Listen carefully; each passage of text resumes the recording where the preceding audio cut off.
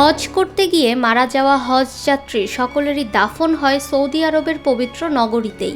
এক্ষেত্রে হজ যাত্রী যদি মক্কা, মিনা ও মুজদালিফায় অবস্থানের সময় মারা যান, তাহলে মসজিদুল হারাম বা কাবা শরীফে জানাজা শেষে নিকটবর্তী কবরস্থানে তাকে দাফন করা হয়। আর মদিনায় মারা গেলে মসজিদে নববীতে জানাজা শেষে সেখানের কবরস্থানে দাফন করা হয়। একইভাবে জেদ্দা বা অন্য কোনো স্থানে হাজের মৃত্যু হলে সেখানকার স্থানীয় মসজিদে জানাজা শেষে দাফনের ব্যবস্থা করে থাকে সৌদি সরকার।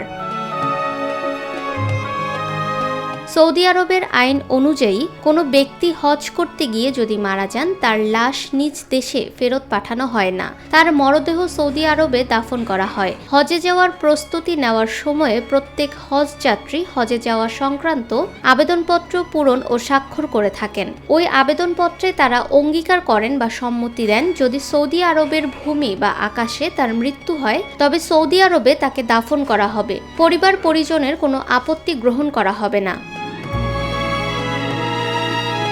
মৃত হজযাত্রীর জানাজা ও দাফনের সময় যদি স্বজনরা উপস্থিত থাকতে না পারেন, তাহলে পরবর্তীতে চাইলে সেখানে গিয়ে তারা প্রিয়জনের কবর জিয়ারতের সুযোগ পেয়ে থাকেন। এক্ষেত্রে নির্দিষ্ট কবরটি শনাক্ত করার জন্য থাকে বিশেষ ব্যবস্থা। কোন হজযাত্রী কত নম্বর কবরে আছেন সেখানে কবরস্থানের রেজিস্ট্রেশন খাতায় নথিভুক্ত থাকে। কোনো হজযাত্রী মারা গেলে লাশ গোসল করানো, কাফন পরানো, জানাজা পড়ানো, দাফন করা সহ প্রতিটি কাজ সম্পূর্ণ করার দায়িত্ব পালন করে সৌদি সরকার।